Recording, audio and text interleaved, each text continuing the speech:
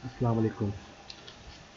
ये वीडियो बनाने का मकसद फिर ये है कि वो क्लाइंट्स मेरे और वो नए क्लाइंट्स जिनको ये सॉफ्टवेयर चलाना नहीं आता है उनके उनको एक हेल्प मिल जाए कि किस तरीके से काम होगा और कैसे जो है वो आगे जो है वो काम करना है। इसमें कोशिश करूँगा कि जो इनिशियल सारी चीज़ें हैं जिसको यूज़ करके उन्होंने अपने काम को आगे बढ़ाना है वो सब बताऊं, और आगे चल के जब वो इस चीज़ को थोड़ा सा हाथ सेट हो चुका है, हाथ इन चीज़ों पे जब हाथ सेट हो जाएगा उनका, तो आगे अपने आप को और मज़ीद जो है वो खुद से सीख सकेंगे। तो शुरू करते हैं। जब आप वहाँ पे आपके स्क्रीन पे एक मेन्यू का आइकन होगा, आप उस मेन्यू को जब डबल क्लिक करेंगे तो स्क्रीन खुल जाएगी। इस तरह की स्क्रीन सामने आ जाएगी। इस पर आप एंटर कर देंगे, बिस्मिल्लाहिर्रहमानिर्रहीम पे एंटर करेंगे तो नेक्स्ट विंडो आ जाएगी आपके सामने। यहाँ पे पासवर्ड की डिफ़ॉल्ट जो है मैं पासवर्ड रखता हूँ 123456। तो 123456 लिख के जब हम एंटर करेंगे तो ये दूसरी विंडो आ जाएगी। अच्छा, बहुत सी दफ़ा ये होता है कि 123456 लिखने के बावजूद भी जो है ना वो सामने एक नज़र नहीं आता, और फिर जब यहाँ यूज़र आईडी और पासवर्ड के बाद जब हम आगे बढ़ते हैं तो यहाँ पे जो है कंप्लीट मेन्यू नहीं आ रहा होता। तो उसकी वजह ये होती है कि आपके कीबोर्ड पे जो है ना एक बटन होता है, ख़ास तौर पे वो वाले कीबोर्ड जिनमें जो एक्सटर्नल होते हैं या जिनका लैपटॉप का अगर वो कीबोर्ड यूज़ कर रहे हैं तो उनका कीबोर्ड पे जो है वो साइड में नम पैड और होता है। नम पैड यानी कि वहाँ पे अलग से नंबर्स और दिए होते हैं। एक तो नंबर्स ऊपर मौजूद होते हैं और एक जो है साइड में मौजूद नंबर्स होते हैं। तो वहाँ पे एक बटन होता है नम लॉक का, वो ऑफ हो जाता है तो वो जो नंबर्स है वो नंबर्स की जगह पे वहाँ पे जो एरो कीज या दूसरे जो भी डिफ़ाइन किया हुआ होता है ना, वो वाली चीज़ें काम कर रही होती हैं। तो वो नम लॉक को ऑन करना होता है ताकि नंबर्स काम करें।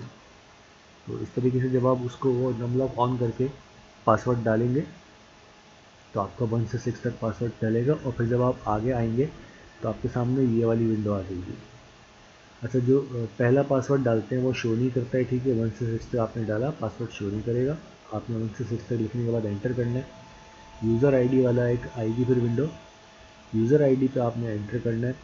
तो आपके जो भी यूज़र्स बने हुए होंगे वो यूज़र्स में सब अपने यूज़र सेलेक्ट करेंगे, उसका पासवर्ड अगर आपने कोई रखा होगा तो वो पासवर्ड डालेंगे, अगर पासवर्ड कोई नहीं रखा हुआ तो एंटर कर देंगे उसको, और इस तरीके से आप प्रोग्राम में आ जाएंगे।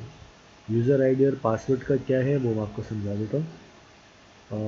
बहुत सी शॉप्स में या और मुख्तलिफ ऑर्गेनाइजेशंस में आप जो है खुद तो आप एडमिन हैं, जो भी ओनर हैं, और सारे आपके पास एक्सेस मौजूद हैं उसके सॉफ्टवेयर के कि आप हर चीज़ को देख सकते हैं, अपनी करेक्शन कर सकते हैं, आप अपना स्टॉक देख सकते हैं, अपना प्रॉफिट देख सकते हैं और रेट चेंज कर सकते हैं। आपकी सारी अथॉरिटीज़ आपके पास मौजूद होती हैं क्योंकि आप एडमिन हैं। लेकिन आप चाहते हैं कि आपका जो भी एम्प्लॉय है जो यूज़ कर रहा है उसको ये एक्सेस ना मिले कि वो आपका स्टॉक चेक करे, आपका रिसीवेबल पेएबल देखे, आपका प्रॉफिट चेक करे।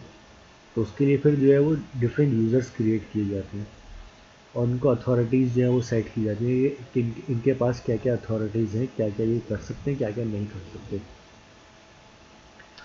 तो यूज़र क्रिएट करने के लिए आप एडमिन जो है वो एडमिन आईडी से आप लॉगिन होंगे यहाँ पे, और फिर यूज़र कोड पे आएंगे। यूज़र कोड में अभी आप देखेंगे मेरे पास यहाँ पे 2 यूज़र बने हुए हैं, मैं एक यूज़र और बना देता हूँ।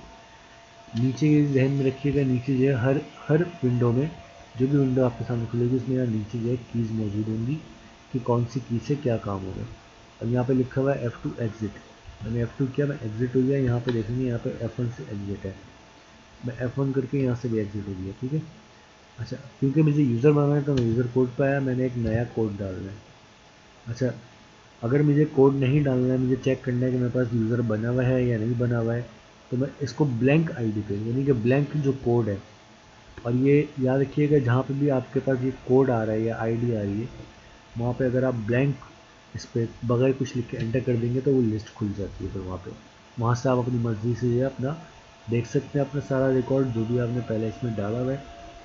और आप ये भी देख सकते हैं कि जो है अगर इसमें से किसी ने करेक्शन करने का आप उसको एंटर करके उसमें करेक्शन भी कर सकते हैं। लाइक जैसे मैंने यहाँ पे अब्दुल हदीस को डबल आई कर दिया, मैं इसको फिर एंटर करूँगा, ये सेव का ऑप्शन आ गया और इसको सेव कर दिया। अब देखिए ये डबल आई हो गया है यहाँ पे, ठीक है। अच्छा, मैंने एक नया यूज़र बनाना है, ठीक है। मैंने एक नया कोड दे दिया और मैंने उसको एक आईडी दे दी, तो यूज़र टू के नाम से मैंने एक आईडी बना दी है, यहाँ पे सेव कर दी मैंने। अब ये देखिए मेरे पास यहाँ पे 3 आईडीज़ हो गई हैं, अब्दुल हादी यूज़र 1 यूज़र 2, ठीक है। अच्छा, अब क्योंकि मैंने आईडी बना ली तो अब मैं इससे बाहर निकलूँगा, F1 करा मैंने, फिर मैं आता हूँ यूज़र ऑप्शन पे। अगर मुझे तो यूज़र के ऑप्शंस में क्या क्या चीज़ें हैं पहले तो ये देख लें। पासवर्ड है और अथॉरिटीज़ है। एडमिन का जो है एक पासवर्ड आपने लगाना होगा और वो पासवर्ड आपके पास होगा, तभी जो है वो आपका जो है सिक्योर होता है।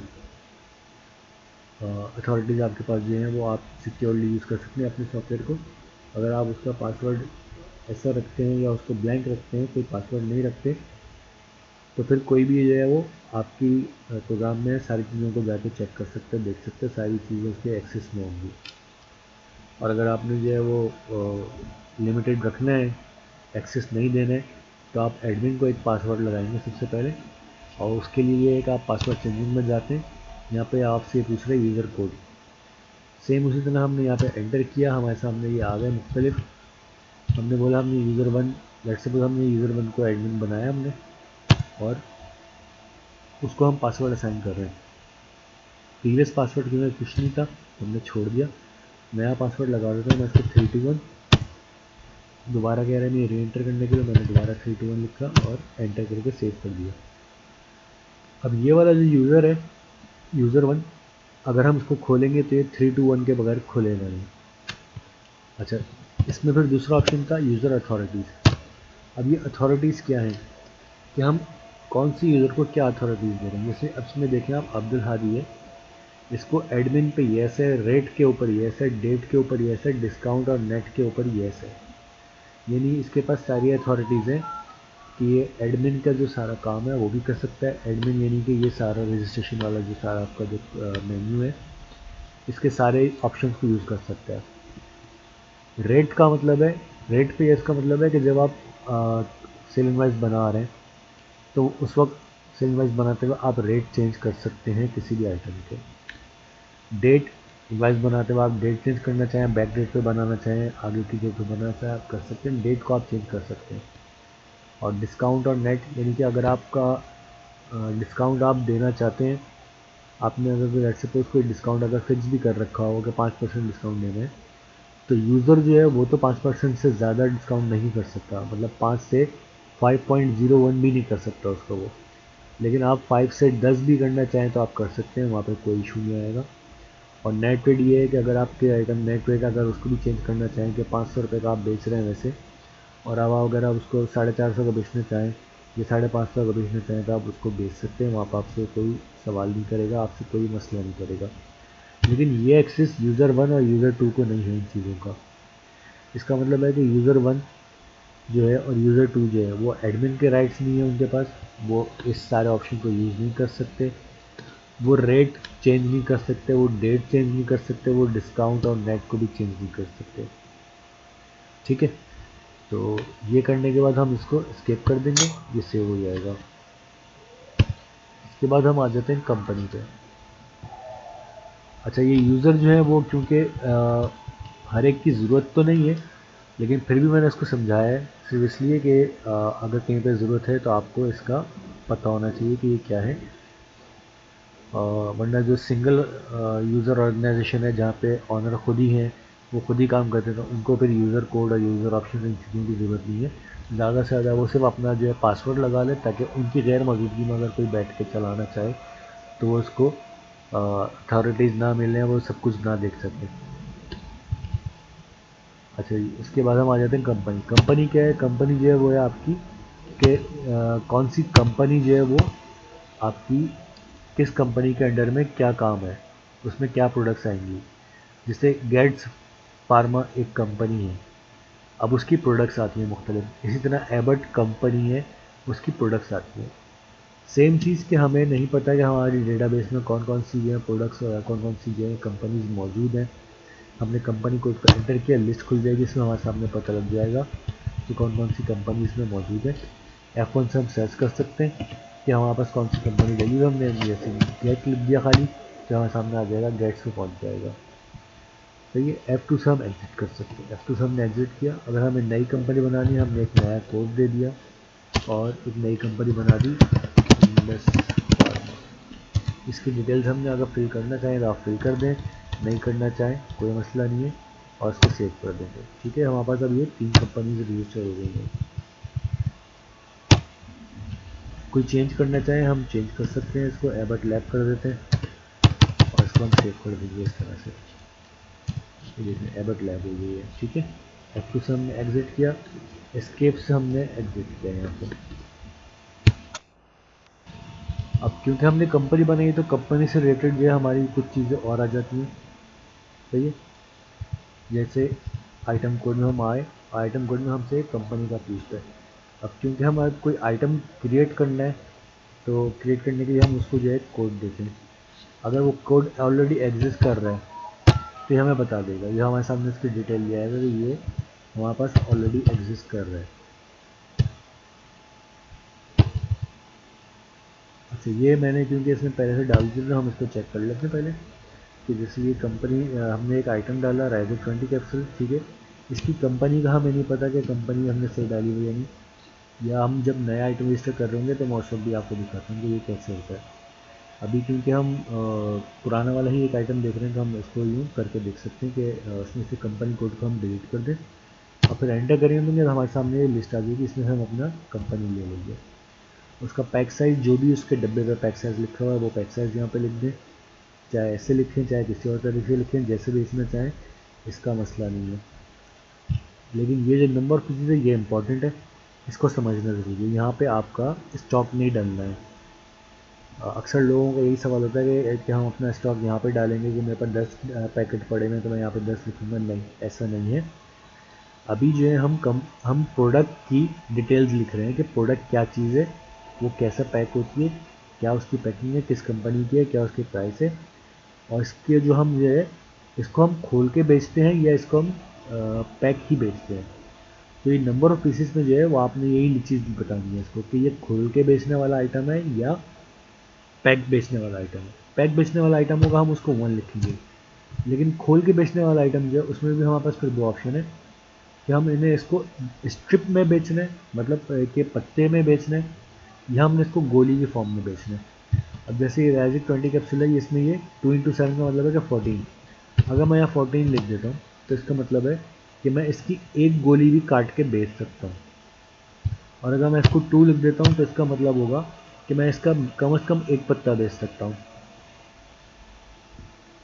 इस चीज़ को इस वक्त इतना ही समझ लें, इसको मज़ीद समझने के लिए जब हम आगे सेमिनार्स में जाएंगे तो वहाँ पर आपको मज़ीद ये चीज़ क्लियर हो जाएगी कि ये क्या है। ठीक है, अच्छा मैं इसको इसको 1 करके और फिर मैं इसकी टीपी डाल देता हूँ। लेट सपोज इसकी टीपी है 355 रुपये, मैंने 355 करी तो इसकी डिटेल इसने बना दी। सेल टैक्स वाला आइटम है तो हम यहाँ पे सेल टैक्स लिख देंगे कि 25 रुपये इसका सेल टैक्स आ गया, या वट एवर जो भी आपने 75 रुपये लगा दिया, सेल टैक्स 75 रुपये। मिनिमम लेवल और सेल डिस्काउंट को हम छोड़ देते हैं, ये बाद में समझ लेंगे जब आपको ये बेसिक चीज़ समझ में आ जाएंगी तो ये आगे की चीज़ आपको आहिस्ता आहिस्ता खुद ही समझ में भी आ भी जाएंगी। इनको आप यूज़ करेंगे और इनको आप समझ जाएंगे कि ये क्या है। इसको हम सेव कर देंगे। अब हम एक नया आइटम भी क्रिएट करके देख लेते हैं। हमने एक नया कोड दिया और हमने बोला कि डिस्प्रिन टैबलेट ले लेते हैं, डिस्प्रिन टैबलेट। ठीक है, बड़ी वाली। इसकी कंपनी क्योंकि रैकेट एंड कोलमैन है, अब वो उसकी हम रजिस्ट्री नहीं हम इसको इंडेक्स में डाल देते हैं। बाद में हम चाहें तो इसको चेंज कर सकते हैं। जितना यहाँ पे हम यहाँ पे आएंगे, इसका से ये हटाएंगे कंपनी कोड को और दूसरी कंपनी ले लेंगे, बाकी चीज़ों को एंटर करके इसको सेव कर देंगे। अच्छा, चूँकि अब ये 600 स्ट्रिप्स होती है तो मैं 600 एस लिख देता हूँ, नंबर फीस में 60 लिख दिया।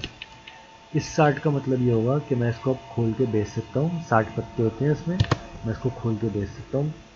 कोई 10 पत्ते लेना चाहे तो मैं 10 पत्ते भी बेच सकता हूँ, एक पत्ता लेना चाहे एक पत्ता बेच सकता हूँ, पूरा डब्बा लेना चाहे तो पूरा डब्बा भी बेच सकता हूँ।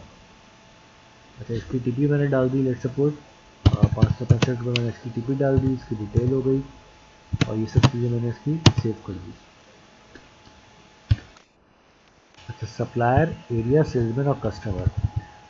सप्लायर और कस्टमर में जो है वो हमसे क्योंकि एरिया और सेल्समैन मांगता है, तो हम पहले एरिया और सेल्समैन बनाएंगे। एरिया मेरे पास ऑलरेडी एक बना हुआ है, मैं ये दिखा देता हूँ। ये 0001 पे मार्केट बनाया हुआ है और 0002 पे जो है मैंने रेस्टोरेंट बनाया हुआ है।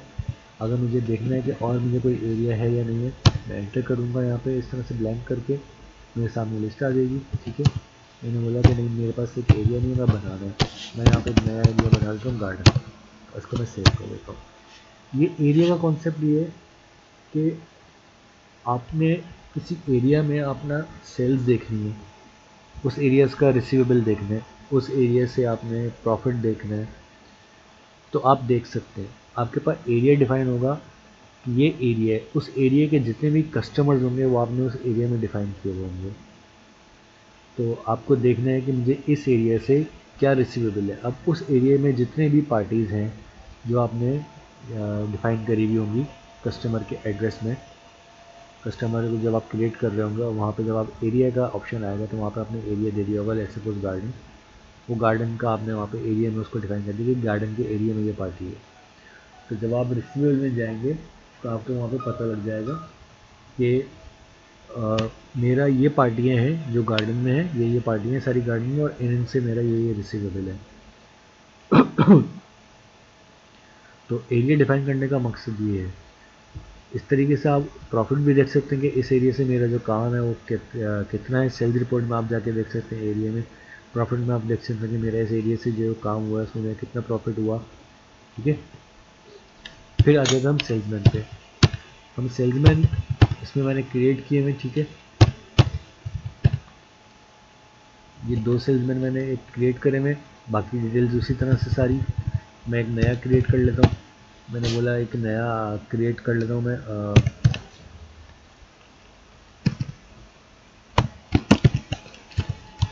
और बाकी डिटेल फिल करना चाहूँ मैं फिल कर लूँ। ये सेल्समैन क्या है, ये बेसिकली ये है कि आपके तो काउंटर पे सेल्समैन होते हैं और एक होते हैं जो आपके लिए बुकिंग करते हैं, वो आपके कमीशन पे होते हैं। कमीशन प्लस सैलरी भी होते हैं, खाली कमीशन भी होते हैं। वो आपके ऊपर है कि आपने उनको किस तरतीब से, किस सेटिंग से आपने उनको रखा है। अगर आपने उनको सिर्फ कमीशन पे भी रखा हुआ है या कमीशन देना है आपने कि कमीशन प्लस सैलरी है, तो सैलरी तो आपने देनी है, लेकिन कमीशन का आप कैसे उसका हिसाब निकाल सकते हैं। तो उसके लिए ये बुकर है, ये इसके साथ जो आप अपना कस्टमर लिंक होता है। फिर जब आपका बुकर कोई नई पार्टी लेके आता है कि एक नई पार्टी है, इसका जो है वो माल बेचना है, ये इसका ऑर्डर है, इसको हमने माल भेजना है और ये कैश पे है या उधार पे है, जो भी आपने उससे सेटिंग हो गई आपकी, तो पार्टी क्रिएट करते हैं। वहाँ पे आप जो है बुकर डिफाइन करते हैं कि इस पार्टी का ये बुकर है। फिर जब आप उसकी ट्रांजैक्शन हो रही होती है, उसकी सेल इन्वाइसेस बन रही होती हैं पार्टी की, तो उस पार्टी के साथ क्योंकि सेलमैन का नाम डिफाइन हुआ हुआ होता है, तो आप जाके फिर चेक कर सकते हैं at the end of month कि इस सेल्समैन ने कितनी सेल्स ला के दी मुझे, इस सेल्समैन के थ्रू जो पार्टियाँ आई हैं उस उनका कितना रिसीवेबल है, या इस सेल्समैन के थ्रू मुझे क्या प्रॉफिट हुआ है। तो इन चीज़ों के थ्रू आप फिर उसका कमीशन निकाल सकते हैं कि मुझे इतना इसने बिज़नेस दिया है, इतना मुझे प्रॉफिट हुआ है, तो मुझे जो है वो इसको इतना कमीशन देना है। वॉट एवर जो भी आपके उसके साथ टर्म्स होंगी, जो भी आपका उसके साथ किया होगा। लेकिन ये उसी वक्त होगा जब आपके सामने सेल्समैन की कोई हिस्ट्री होगी। ठीक है, तो ये हम सेल्समैन क्रिएट कर लेते हैं इस तरह। यहाँ पे बुकर, इसको हमने सेव कर दिया। फिर हम आ जाते हैं सप्लायर पे, जिससे हमें माल आता है। ठीक है, एक मुलर फिक्स हमने बनाया हुआ है, इसकी डिटेल्स में हमने कुछ खास नहीं रखा हुआ, लेकिन यहाँ पे ये एरिया मांग रहा है। अब क्योंकि एरिया देखें हमने बनाया था, तो हमने यहाँ पे एरिया में मौजूद नहीं चीज़ें, हम इनमें से कोई भी एरिया सेलेक्ट कर लेंगे। सप्लायर के साथ एरिया एक है, सही है। एक नूरानी हमने ये बनाया एरिया, कस्टमर सप्लायर बनाया जिससे माल आ रहा है, और ये क्योंकि मार्केट का है तो हमने इसको यहाँ पे कर दिया। अच्छा, अब हम एक नया और बना लेते हैं। आईपी के नाम से हमने बनाया, इसका हमने एड्रेस डालना है। अगर हम डाल दें कि लाइक इसका शॉप नंबर ये है, इसका ये है, ये वाली मार्केट में बैठा हुआ है, तो ये चीज़ें हम डिफाइन कर दें कि ये हमारे अपने लिए है। ये हमारी अपनी सहूलत के लिए कि हमें पता हो, क्योंकि अक्सर ऐसा भी होता है मार्केट में, तो ख़ासतौर पे ऐसा है कि एक ही नाम की 2 से 3 दुकानें मौजूद हैं। अब वो कोई किसी मार्केट में है, कोई किसी मार्केट में है, किसी का शॉप नंबर डिफरेंट है, किसी का शॉप नंबर कुछ और है, कोई फर्स्ट फ्लोर पर बैठा हुआ है, कोई ग्राउंड फ्लोर पर बैठा हुआ है। तो एड्रेस में आप डाल देंगे अगर उसका, तो आपके लिए आसानी होगी। इसी तरह जब आप शॉप का नाम लिख रहे हैं तो शॉप के नाम के आगे उसका जो ऑनर का नाम है वो भी लिख सकते हैं, ताकि आपको पहचानने में आसानी हो जाए। ये सारी चीज़ें फिल करके फिर हम एरिया में आके हम उसकी जो है वो यहाँ पे एरिया भी डिफाइन कर सकते हैं। जैसे अभी हमने 3 एरिया डिफाइन किए हैं, लेकिन जैसे मार्केट के ही हम एरिया डिफाइन करना चाहेंगे, कोई वहाब मार्केट में है, तो कोई जीनत एक्सटेंशन में बैठा हुआ है, तो कोई जीनत मार्केट में है, तो कोई मदीना में सेंटर में है, तो कोई मेजी मार्केट में है, तो कोई जो है वो आपका मेराब मार्केट में है। तो आप चाहें तो इस तरीके से एरियाज़ उनको भी डिफाइन कर सकते हैं। और आप अगर आपका काम सिर्फ मार्केट के अंदर ही है, मार्केट से आउटसाइड आपका काम नहीं है, तो आप मार्केट को ही जो है वो एरियाज़ में डिफाइन कर सकते हैं।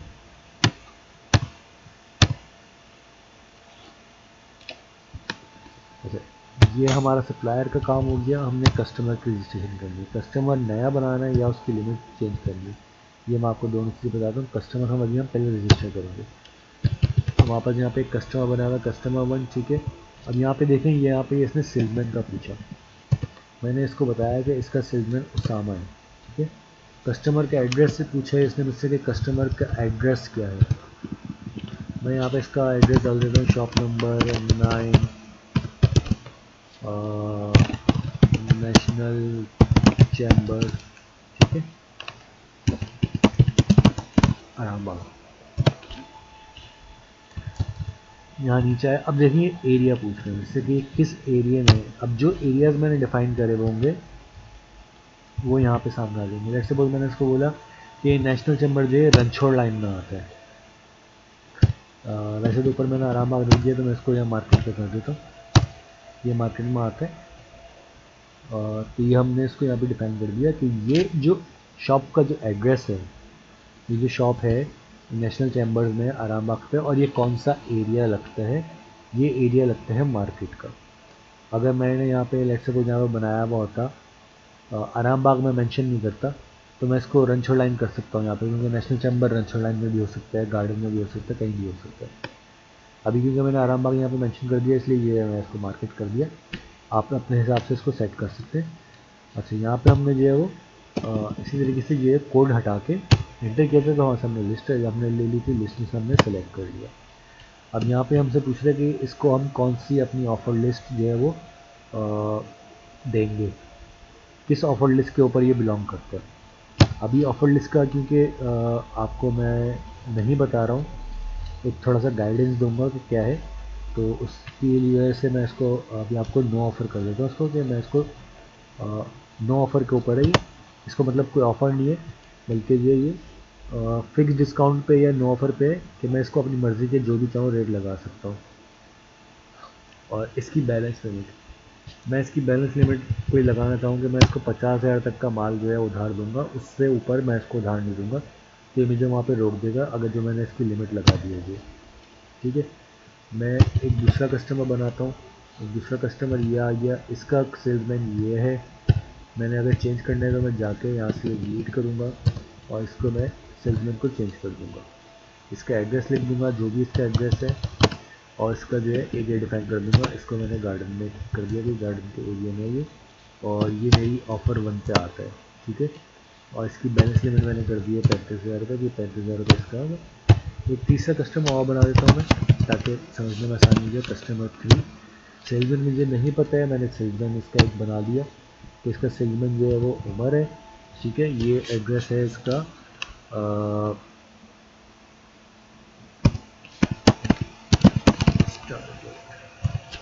अब ये स्टार गेट नहीं पता है आपको कि कहाँ है, ठीक है। या मैं इसको कर देता हूँ 1 मिनट।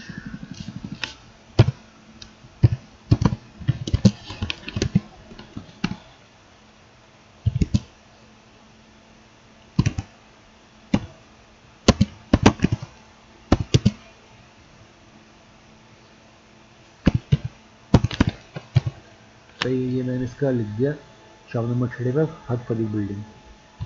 अब ये यहाँ पे मैंने इसको बताया कि ये जो है रणछोड़ लाइन में ये बिल्डिंग, और ये इसका जो है वो हमने जैसे यहाँ पे इसका एड्रेस भी, फ़ोन नंबर वगैरह भी डाल दिया, सारी चीज़ें हमने फिल कर दिया कर ली। तो और चाहें तो एड्रेस में भी हम लिख सकते हैं यहाँ पे कि हकपत बिल्डिंग जो है किस गली में आती है, या इसके आसपास कौन सी, तो मैंने जैसे लिख दिया कि नियर लाल चौक, रणछोड़ लाइन में लाल चौक ढूंढना, और फिर उसके पास हर एक हकपत बिल्डिंग, ये आसान हो जाएगा इस तरह से। फिर हमने सेलेक्ट कर लिया इसका कि ऑफर 2 पे वो पर बिलोंग करता है। मैंने इसकी लिमिट सेट कर दी कि इसको मैं 45,000 रुपये की उधार दूंगा, इससे ज़्यादा का मैं उधार नहीं दे सकता इसको मैंने सेव कर दिया। यहाँ तक की चीज़ें हमने कर ली, ठीक है। इसके बाद एक्सपेंस है, मैं चाहूँ तो अपना डेली के एक्सपेंस के लिए कुछ बना सकता हूँ। मैं इसको लाइक पेटी कैश बना सकता हूँ। एक पेटी कैश का एक मैंने अकाउंट बना दिया। एक मैंने बना दिया कि मेरा जो है वो, क्योंकि रेंट पे हूँ मैं, तो मैंने इसका मंथली रेंट के नाम से एक बना दिया। शॉप जो है मेरी मंथली रेंट पे है। तो इस तरीके से मैं अपने अलग अलग अकाउंट्स खोल सकता हूँ एक्सपेंस के लिए। यहाँ तक करने के बाद फिर हम आ जाते हैं सेल इनवाइस और परचेज इनवाइस पे। परचेज इनवाइस जो माल आ रहा है, अच्छा मैं और चीज़ों का एक थोड़ा सा ओवरव्यू दे दूँ। रजिस्ट्रेशन जो है वो, इसमें जो भी ऑप्शन हैं यहाँ पर रजिस्ट्रेशन में हमारे पास जो भी चीज़ें हैं ये सामने, ये वो हैं जो हमारे अकाउंट्स ओपन कर रही हैं। जैसे हमने देखा अकाउंट ओपन करने से मतलब कि यूज़र एक अकाउंट ओपन हुआ है, कंपनी एक अकाउंट ओपन हुई, उस कंपनी के अंडर में फिर आइटम्स आए, वो आइटम अकाउंट ओपन हुए, हमने वहाँ पे आइटम की डिटेल्स डाली है। हमने उनका स्टॉक नहीं डाला, हमने जो है उनका वो नहीं डाला कि ये क्या है और क्या नहीं है, हमने उनकी डिटेल्स डाली। अच्छा यहाँ से हम जो है वो सारी अपनी रजिस्ट्रेशन में से अपने अकाउंट्स ओपन कर लेते हैं इस तरह से। जैसे सप्लायर का हमने अकाउंट ओपन किया, अभी हम उसमें ट्रांजैक्शन नहीं कर रहे हैं तो उसका हमारा कोई बैलेंस नहीं आ सकता। इसी तरह कस्टमर का हमने जो है वो अकाउंट ओपन किए और उसको एक लिमिट सेट कर दी है, मगर उसमें अभी कोई भी ट्रांजैक्शन नहीं हुई, तो हम ना उससे अभी कुछ लेने वाली पोजीशन पे ना देने वाली पोजीशन पे। ये लेने देने वाली पोजीशन हमारी सारी आती है जब हम आते हैं ट्रांजैक्शन में। ये सारा काम यहाँ से होगा, सेल इनवाइस से, परचेज इनवाइस से।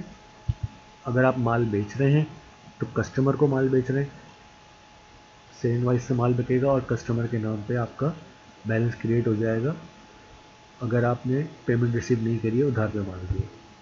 इसी तरह परचेज इनवाइस से आपने क्योंकि माल परचेज़ किया तो वो किसी सप्लायर से परचेज़ किया, अगर आपने पेमेंट कर दी है उसको तो उसके अकाउंट में कोई बैलेंस नहीं होगा, और अगर आपने पेमेंट नहीं करी है उधार पे तो उसके नाम पे आपका उधार चढ़ जाएगा कि आपने इसको इतना पेबल है। अच्छा यहाँ पे ये दो चीज़ें इंपॉर्टेंट हैं, बाकी चीज़ों को हम छोड़ देंगे।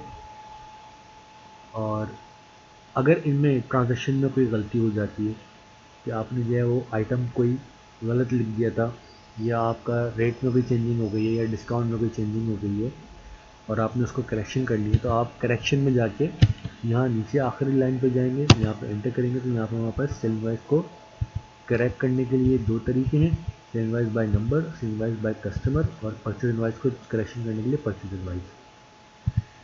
करेक्शन का मतलब ये हो गया कि हमने जो ट्रांजैक्शन में हम काम कर रहे हैं उसकी करेक्शन या करेक्शन में से होगी। ये तीन चीज़ें हमारी मेन होती हैं। रजिस्ट्रेशन से अकाउंट्स खुलते हैं, ट्रांजैक्शन से उन अकाउंट्स में ट्रांजैक्शन होती है, और करेक्शन से उन ट्रांजैक्शंस में करेक्शन होती है। उसके बाद रिपोर्ट्स में आपने जो भी ट्रांजैक्शन करी है, जो भी आपने रिकॉर्ड करा है डेटा, आपका जो डेटा भी आपने इनपुट करा है इसमें, उसकी रिपोर्ट्स बनती है। अगर आपने डेटा सही इनपुट किया हुआ है तो यहाँ पे रिपोर्ट्स में आपको सही दिखाएगा। अगर आपने उसमें कोई गलती करी है, डेटा इनपुट करने में कोई गलती हुई है आपसे, तो रिपोर्ट में भी फिर गलत आएगा। उसमें फिर गलती रिपोर्ट की नहीं है, गलती आपकी डेटा एंट्री की है कि आपने डेटा एंट्री में कोई गलती करी है, तो उसको आपको समझना होता है कि आप क्या इनपुट कर रहे हैं, वो सही इनपुट कर रहे हैं या गलत इनपुट कर रहे हैं, कोई गलती कर रहे हैं उसमें या सही कर रहे हैं। तो ये आपको थोड़ी सी प्रैक्टिस में आपको समझ में आ जाएंगी चीज़ें कि आपसे सही हो रही है चीज़ें या गलत हो रही हैं। रिपोर्ट्स में आपको सारी चीज़ों की रिपोर्ट्स इस तरह से यहाँ पर मिल जाएंगी कि रिसीवेबल क्या है, पेबल क्या है, स्टॉक का क्या है, प्रॉफिट का क्या है, आपके बिज़नेस का स्टेटस क्या जा रहा है, आपका रोज़ाना आपका कैश बुक जो है वो क्या कह रही है, डेली की आपने देखनी है, डेली की देख लें, महीने की देखनी है, जितने दिनों का आपने देखनी है, आपने डेट उसमें मेंशन करनी है, अपनी मर्ज़ी की आप डेट मेंशन कर सकते हैं। यहाँ प्रिंटिंग के ऑप्शन में आपको सारी चीज़ों की प्रिंटिंग के ऑप्शन मिलेंगे। जो आपने चीज़ें डेटा आपने सेव किया हुआ है उसको आपने अगर डायरेक्टली प्रिंटिंग निकालनी है बगैर सामने ओपन किए तो आप यहाँ से इसको डायरेक्टली प्रिंट कर सकते हैं। व्हाट्सएप के फीचर्स भी यहाँ पे अवेलेबल हैं। उसके बाद अदर्स में आ जाते हैं।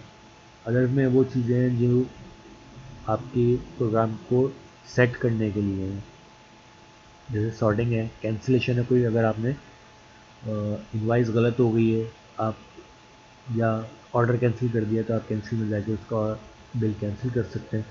पासवर्ड्स के ऑप्शन है यहाँ पे। उसके अलावा पोस्टिंग है, बैकअप का ऑप्शन है, ट्रबल शूट के अंदर जो ये सेटिंग्स हैं, इन्वेंट्री सेटिंग अगर आपको लग रहा है कि आपकी जो है वो इन्वेंट्री गलत शो कर रहा है आपको तो आप इन्वेंट्री सेटिंग चला के उसको चेक कर सकते हैं, वो सेटिंग उसको ठीक कर देता है। कस्टमर सेटिंग, कस्टमर के बैलेंस का कोई इशू है कस्टमर सेटिंग चला सकते हैं। सप्लायर की बैलेंस का इशू आ रहा है आप सप्लायर सेटिंग चला सकते हैं। इस तरह ये और मुख्तलिफ ऑप्शन भी हैं। अच्छा, अब हम आ जाते हैं सेल इनवाइस पे। सेल इनवाइस में हम पहले हम परचेज इनवाइस पे आते हैं ताकि हम कुछ माल खरीद सकें फिर हम उसको बेच सकें। हम परचेज इनवाइस पे आए, यहाँ पे हमसे ये पूछ रहा है सप्लायर। सप्लायर क्योंकि हमको नहीं याद है उसका कोड तो हमने एंटर कर दिया। यहाँ पे हमारे पास मुख्तलिफ आ गया, हमने ले लिया नूरानी। नूरानी से हमने लिया है माल, ठीक है। इनवाइस नंबर यहाँ पे ऑटो जनरेट है, अगर आपको यही रखना है तो आप ये रख लें, नहीं तो आप इसको चेंज कर सकते हैं अपनी मर्ज़ी से। डेट आप अपनी मर्ज़ी से डेट्स को हम कर सकते हैं। मैंने इसको 25/10 कर दिया। 25/10 की डेट पर हमने इसको परचेजिंग डालना है और यहाँ पे हम आइटम कोड पे हमने एंट्री किया तो लिस्ट खुल जाएगी, यहाँ से हम अपना आइटम ले सकते हैं। हमने ये आइटम लिया, हमने इससे 10 पैकेट खरीदे, ठीक है। अब ये देखें यहाँ पे ये पीसेस पे आया, जिस चीज़ मैं आपको वहाँ पे आइटम रजिस्ट्रेशन के टाइम पे बता रहा था कि नंबर ऑफ़ पीसेस में जो है वो इम्पॉर्टेंट होता है। वहाँ पर क्योंकि मैंने डिस्प्लिन के साथ 60 लिखा था तो अभी यहाँ पीस पे आ रहा है। अगर मैं वहाँ पे डिस्प्लिन को 60 के बजाय 1 लिख देता तो ये पीसेस पे नहीं जाता, ये यहाँ से फुल के बाद से डायरेक्ट जो है वो डिस्काउंट पे आ जाता। तो ये है वो पीसेस का कॉन्सेप्ट। अगर मैं यहाँ पे पीसेस में अब लेट्स सपोज मैं इसकी जगह पे 1 लिखता हूँ तो इसका मतलब है कि मैंने 1 स्ट्रिप के ये पैसे लग गए हैं मेरे सामने। अगर मैं 10 लिखता हूँ तो 10 स्ट्रिप्स के पैसे लग गए, ये 10 स्ट्रिप्स जो हैं वो 94 की हुई। अब इसमें क्योंकि 60 होती है तो मैं 59 स्ट्रिप्स तक के पैसे लगाऊंगा। अगर मैं 60 करूँगा तो इसका मतलब है कि ये पूरा बॉक्स हो जाएगी। ये मुझे इसने मेंशन कर दिया कि ये बॉक्स से ज़्यादा की क्वांटिटी कर रहे हैं आप। इसको मैं ऐसे करूँगा तो भी यही आ जाएगा। मतलब ये है कि मैं बॉक्स पूरा करने के लिए तो मैं यहाँ पे पूरी क्वांटिटी नहीं लिखूँगा। बॉक्स अगर पूरा मेरा जाना है तो मैं फुल में ही लिखूँगा। अगर बॉक्स से कम जाना है तो मैं यहाँ पे पीसेस में लिखूँगा, ठीक है। अच्छा, यहाँ पे डिस्काउंट में अगर मेरे टीपी से एक्स्ट्रा डिस्काउंट आ रहा है, 2% एक्स्ट्रा डिस्काउंट आया, ठीक है। तो आप ये देखेंगे कि इसका जो रेट है ये 565 का रेट है। मैं इसको डब्बा पूरा कर लेता हूँ। ये 565 का रेट है मगर 553 का मुझे पड़ रहा है क्योंकि मैंने इसको 2% डिस्काउंट किया। अच्छा, कुछ आइटम होते हैं जो डिस्काउंट के बजाय चार्ज पे आते हैं तो मैं -2 लिखूँगा। तो अब ये देखेंगे आप मुझे कि ये अमाउंट इसकी बढ़ गई, टीपी से अमाउंट बढ़ गई, यानी कि चार्ज हो गया। यहाँ पे फिर मैंने नेक्स्ट आइटम पे गया, एंटर किया, मैंने नेक्स्ट आइटम लिया, ठीक है। अब यहाँ पे मैंने इसको 1 लिखा, यहाँ पे भी पीसेस पे आया क्योंकि इसको भी मैंने खुला डिफाइन किया हुआ है। मैं इसके बजाय अगर इसको राइजिक ले लूँ तो वो आपको ज़्यादा फोकस मिलेगा। राइजिक मैंने लिया। अब देखिए डायरेक्ट आगे चला गया, पीसेस पे नहीं गया क्योंकि राइजिक में हमने नंबर ऑफ़ पीसेस में 1 ही लिखा हुआ था। अब 1 क्योंकि डिवाइड नहीं हो सकता है तो ये वहाँ से आगे जो है मूव कर जाएगा, पीसेस पे नहीं जाएगा। सेम इसी तरह से हमने कोई डिस्काउंट है तो डिस्काउंट डाला, वरना चार्ज किया, वरना अगर टीपी है तो हम इसको ब्लैंक छोड़ देंगे कि टीपी रेट पर आया है, ठीक है। हमने इस तरह से अपने सारे आइटम डाल के आपके 8-10 आइटम, 15-20 आइटम, 50-100 आइटम जितने भी हैं वो आपने यहाँ पे इनपुट करें। इनपुट करने के बाद हम यहाँ नीचे देखते हैं ये जो हमारी रेड लाइन है इसमें हमारी कीज़ लिखी हुई है और इसके आगे उसके फंक्शन लिखे हुए हैं कि कौन सी की से क्या काम हो रहा है। सिर्फ ये यहीं पर नहीं बल्कि आगे मुख्तलिफ जगहों पर नज़र आएगा। जैसे यहाँ पे ये F6 से है कि डिटेल चेंज करनी है, F11 ऑर्डर के लिए, F9 नाम के लिए, इसी तरह F8 यहाँ पे जो ये टीपी परमानेंट चेंज करने के लिए कि परमानेंटली टीपी चेंज हो जाएगी। फिर यहाँ पे आ जाएंगे, ये जो निशान होता है एरो वाला, ये होता है कंट्रोल का बटन। CTRL का एक बटन होता है आपके कीबोर्ड पे, आप देखिएगा कंट्रोल के साथ ये लेफ़्ट लिखा हुआ है यानी कि लेफ़्ट एरो की। कंट्रोल के साथ लेफ़्ट एरो की हम दबाएंगे तो ये मिनिमम क्वांटिटी हमसे ये पूछेगा। फिर यहाँ पे हम आ जाते हैं AC और टैब लिखा हुआ है इसके आगे। ये टैब का बटन होता है आपके कैप्स लॉक के ऊपर, और AC जो है वो है एवरेज कॉस्ट। एवरेज कॉस्ट जो है वो आपको हाइड करनी है या शो करनी है, वो टैब के बटन से होगी। टेक्स्ट है तो वो F7 से, ठीक है। बाकी F1 से एग्जिट होगा जब आप यहाँ ऊपर से करेंगे। आपको यहाँ पे जाके F1 दबाना है तो ये एग्जिट होगा। अगर आप यहाँ नीचे F1 करेंगे तो यहाँ से एग्जिट नहीं होगा ये। F4 से हम परचेज देखेंगे। परचेज किसकी देखेंगे? जिस आइटम पे हम खड़े हुए होंगे। मतलब आपका ये कर्सर जो है ये जिस आइटम पे होगा उस पर आप F4 दबाएंगे तो ये आपको दिखाएगा कि जो है वो इसकी लास्ट परचेज़ क्या है, इस आइटम की लास्ट परचेज़ क्या है, आपने किससे परचेज़ किया हुआ, कितनी क्वांटिटी करी है, क्या डिस्काउंट मिला था, क्या रेट थे। इसी तरह ये F5 है नेट रेट। नेट रेट यानी कि कोई आइटम जो आपको रेट पे नहीं मिलता है, जो उसके रेट होते हैं उस रेट पे नहीं मिलता, बल्कि उस रेट से कम या ज़्यादा पे मिलता है। जैसे हमारे लोकल के आइटम होते हैं बहुत सारे कि उनकी रिटेल 100 रुपये है तो उनकी टीपी लेट से वो 85 रुपये हुई, मगर वो 20 रुपये का मिलते हैं तो वो नेट रेट हो जाता है उसका। वरना आपको बहुत से ऐसे शॉर्ट आइटम होते हैं जो होते तो 300 रुपये का आइटम है, 400 रुपये का आइटम है, मगर वो 2-2 हज़ार 2,500 रुपये के होते हैं। तो उनको टीपी को आप नहीं इनके छेड़ते, आप उनको नेट रेट करते हैं कि ये नेट रेट इतने का आ रहा है।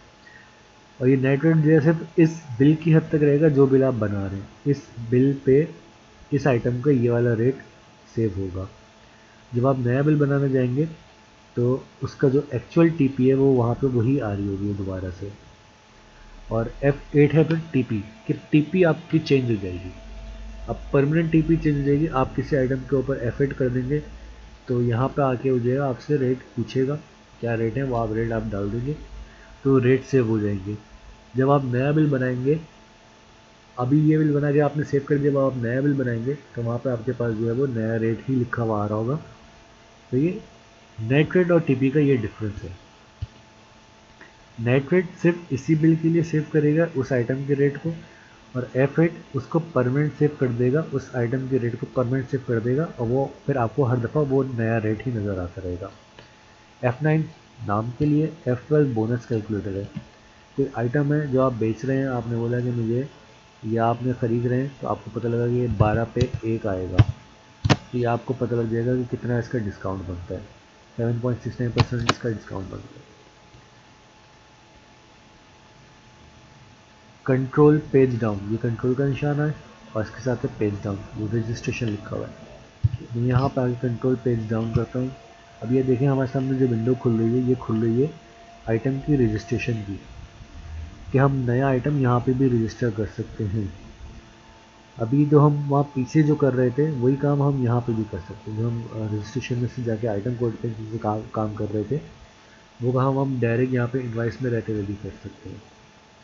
कि हमने यहाँ पे जो एक नया कोड डाला और नया आइटम क्रिएट कर दिया डायरेक्टली, वो वहाँ पर यहाँ पे डायरेक्टली आ जाएगा। अगर हमें यहाँ पे क्रिएट नहीं करना है, गलती से हो रहा है, तो हम यहाँ पे कोड पे इसको एंटर कर देंगे ब्लैंक पे, ये बाहर आ जाएगा यहाँ से।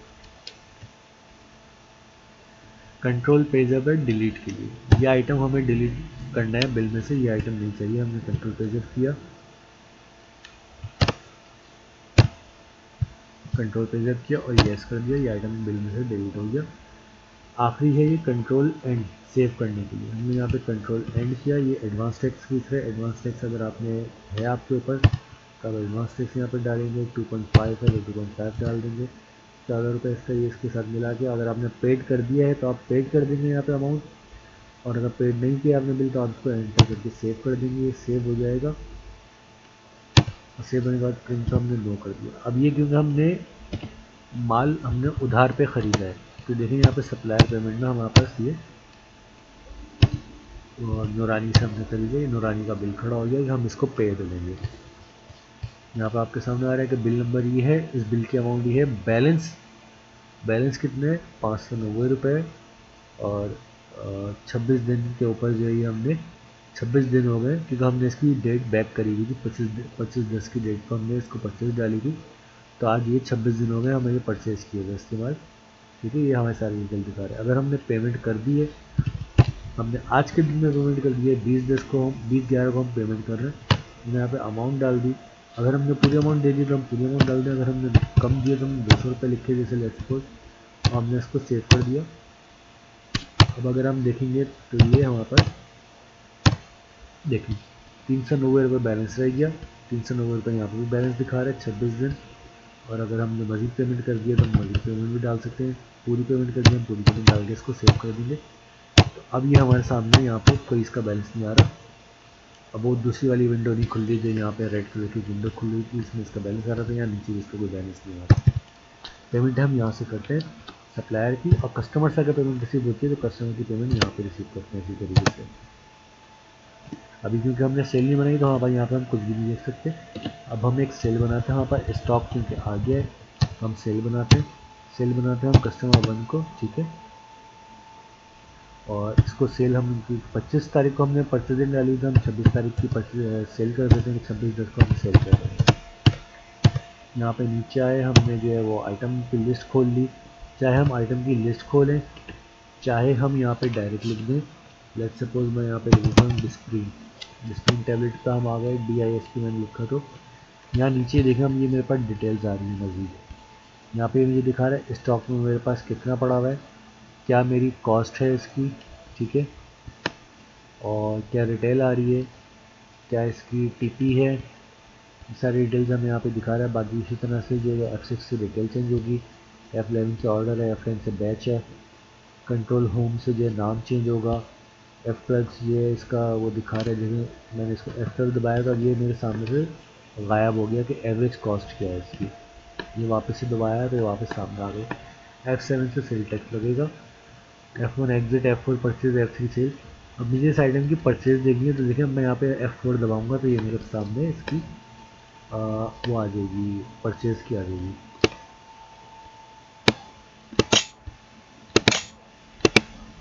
ठीक है, ये मेरे सामने आ गई इसकी परचेज की। ये मेरा जो है वो कितने की परचेजिंग है, किससे परचेजिंग है, कितनी क्वांटिटी परचेज है, क्या रेट में परचेज है।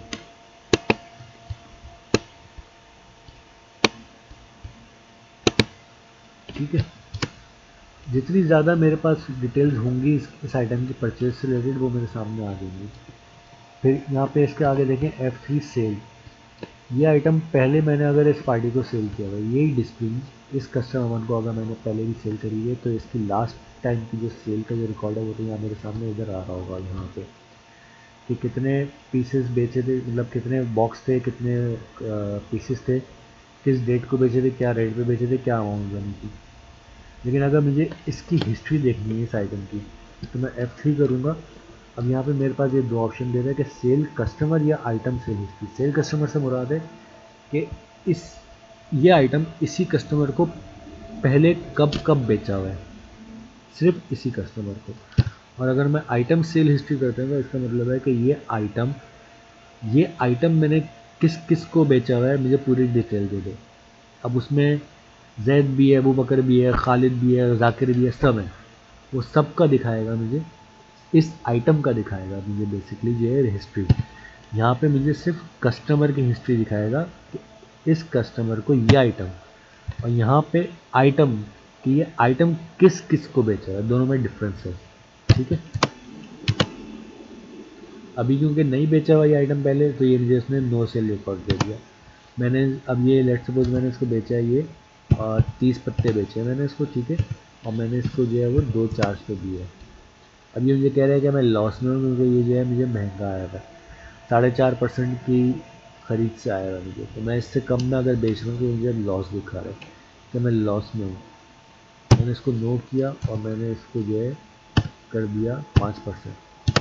अब इसने एक्सेप्ट कर दिया। अच्छा, इसी तरह अगर मैं ये 2 कर दूँ कि 2 पैकेट में बेच रहा हूँ, जबकि मेरे पास स्टॉक में एक है। तो इसने मुझे स्टॉक के लिए भी रोक दिया कि आपके पास स्टॉक नहीं है।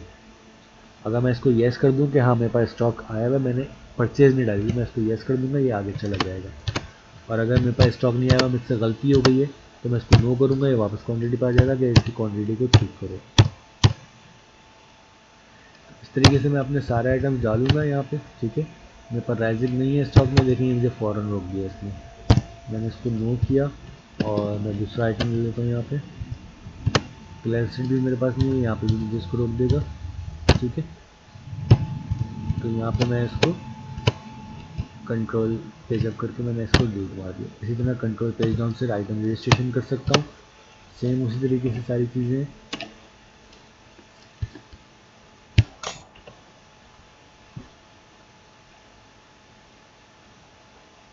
जब मैंने बिल पूरा कंप्लीट कर लिया, आपने 8, 10, 50 आइटम जो भी थे मैंने वो सारे इनपुट कर लिए, सारे रेट वगैरह सब कुछ कर दिए मैंने।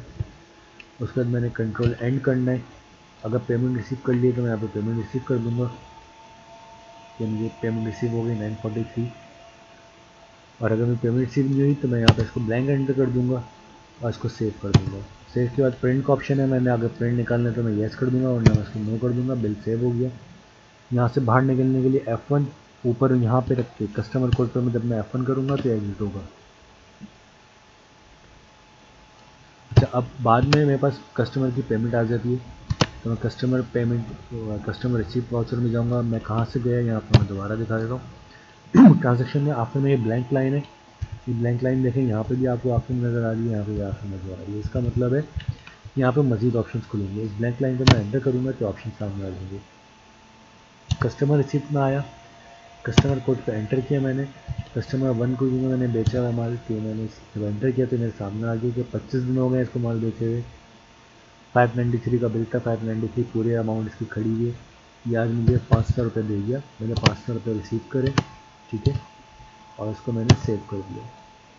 अब अगर मैं दोबारा से इसको लिखता हूँ कि मुझे एक तो ये इंटीमेट दे रहा है कि मुझे आज के दिन मैंने ऑलरेडी इसकी पेमेंट रिसीव कर चुका हूँ। ऐसा तो नहीं मैं गलती से दोबारा कर रहा हूँ, तो मैं गलती से नहीं कर रहा बल्कि मैं जान के कर रहा हूँ, तो मैं इसको इग्नोर करूँगा। और अगर मैं गलती से कर रहा हूँ तो मैं इंटीमेशन तो आ गई है, तो अब मैं यहाँ से बाहर निकल सकता हूँ। यहाँ पे जाके ऊपर जाके मैं F1 कर दूँगा, ठीक है। F1 करके मैं बाहर चले जाऊँगा। अभी मैं इसकी दोबारा पेमेंट रिसीव कर लेता हूँ दोबारा। इसके 93 बैलेंस रही है, तो 93 मैंने यहाँ पे लेकर एंटर कर दिया और इसको मैंने सेव कर दिया। और उसके बाद अब आप देखेंगे कि इसका मेरे पास कोई बैलेंस नहीं आ रहा है। पेमेंट ऑलरेडी रिसीव, मगर बैलेंस में अब इसका कोई बैलेंस नहीं आ रहा है मेरे पास। मुझे करेक्शन करनी है एक बिल में, तो मैं यहाँ नीचे आया, बिल में आके मैंने सेल में मैंने परचेज इनवाइस में करेक्शन करनी है, तो मैं परचेज इनवाइस पे गया। यहाँ पे मैंने एंटर किया, मैंने जो बिल बनाया था वो मैंने नूरानी के नाम का बनाया हुआ था, नूरानी के नाम पे एंटर किया, लिस्ट पे एंटर किया तो ये सामने आ गया। इनवाइस नंबर पे एंटर करने पे लिस्ट आ गई सामने। इसमें से मैंने सेलेक्ट करना है कौन सी इनवाइस के ऊपर जो मुझे करेक्शन करनी है। उस इनवाइस पे लाके मैंने एंटर किया, नीचे जिस पे इसकी पूरी डिटेल हो गई। मैंने इसको बोला कि ये 565 का है, मगर ये मुझे एक चार्ज पे आ रहा है। अच्छा, वो जो हम जो एरर दे रहा था हमें वहाँ पे कि यहाँ पे चार्ज तो हमारा 2 होया हुआ था, मगर वो हमें 4.5% दिखा रहा था। उसकी वजह ये है कि यहाँ पे हमारा जो एडवांस टैक्स लगा हुआ है, मैं इसको 0 कर दूँ तो अब ये मुझे कोई इशू नहीं आएगा इस पर। ये 2 और 2.5% जो नीचे वो एडवांस टैक्स लगा हुआ था, 4.5% हमारा इस आइटम के ऊपर बढ़ गए थे रेट। तो वो जो है हमें सेल करते हुए, इसलिए वहाँ पे उसने दिखाया था कि ये हम लॉस में बेच रहे हैं, जबकि हमने जो परचेज डाली हुई थी वो तो 2% 2 चार्ज पे ही डाली हुई थी, और सेल भी हम 2 चार्ज ही कर रहे थे, मगर उसने हमें वहाँ पे एरर दे दिया था। अच्छा, ये परचेज इनवाइस की करेक्शन का हो गया। सेल इनवाइस अगर हमें नंबर याद है तो हम डायरेक्ट नंबर डाल के खोल सकते हैं। अगर हमें नंबर नहीं याद है तो हम सेल इनवाइस बाय कस्टमर पे आएंगे, यहाँ पे कस्टमर लेंगे। हमने बोला कि कस्टमर 1 का है, इनवाइस नंबर हमको नहीं याद, हमने एंटर कर दिया, सामने इनवाइस की लिस्ट आ जाएगी, हमने उसमें इनवाइस ले ली। यहाँ पे हम आके अब देखिए मैं इसको 2% या 2.5% करूँगा तो ये एक्सेप्ट कर लेगा, अब हमें ये एरर नहीं दे रही है। लेकिन अगर मैं इसको 1% करूँगा तो ये हो सकता है कि यहाँ पे अच्छा 1% पे चार्ज हो जाएगा ये। आधा परसेंट में बेचूंगा तो देखा मुझे लॉस पे दे रहा है, ये मैं लॉस पे बेच रहा हूँ। तो मैं इसको 2,400 मैंने इसको बेच दिया, ठीक है, और इसको मैंने सेव कर दिया। अच्छा, अब यहाँ पे हम देखेंगे कि हमारे पास -17 आ गया, यानी कि उलट हो गया। अब मैंने उसको 17 रुपये रिटर्न करने हैं पार्टी को, क्योंकि 576 का बिल है और मैं 593 इससे रिसीव कर चुका हूँ। तो 17 रुपये मुझे रिटर्न करने हैं। ये मुझे इस तरीके से भी हिसाब एक्यूरेट तरीके से करके बता रहे हैं कि रेट क्योंकि चेंज हो गए और पेमेंट मैंने उससे गलत ले ली है, तो अब मुझे उसको रिटर्न कितने करने हैं।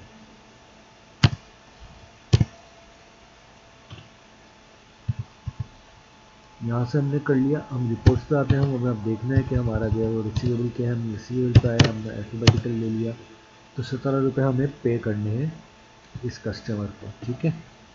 हमने देखा कि हम देखना चाह रहे हैं पेबिल हमारा क्या है, हमने सप्लायर पेबिल में आए, हमने यहाँ पर देखा तो हमें 19 रुपये नूरानी से वापस लेने हैं।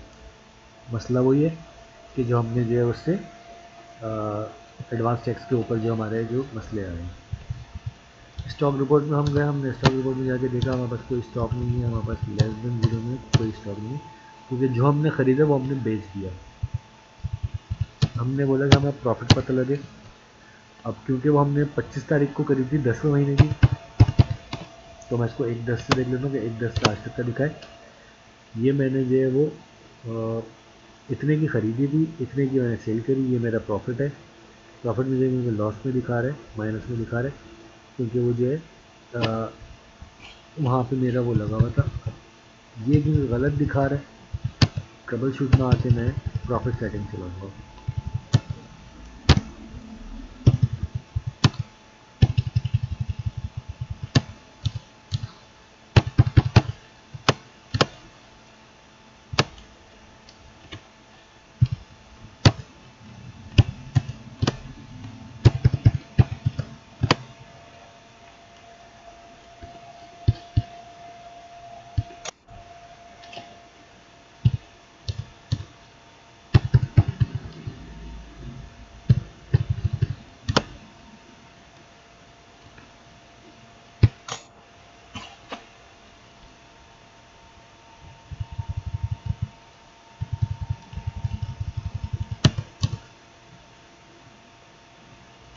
ये मेरा यहाँ पे कैश इन हैंड 3 रुपये आ गया और 5 रुपये का स्टेटस हो गया कि 17 रुपये जो है रिसीवेबल है, 19 रुपये मुझे पेएबल है। 17 और 3 14 रुपये, यानी कि मेरा टोटल जो है वो कैश जो मैं है मांगता हूँ।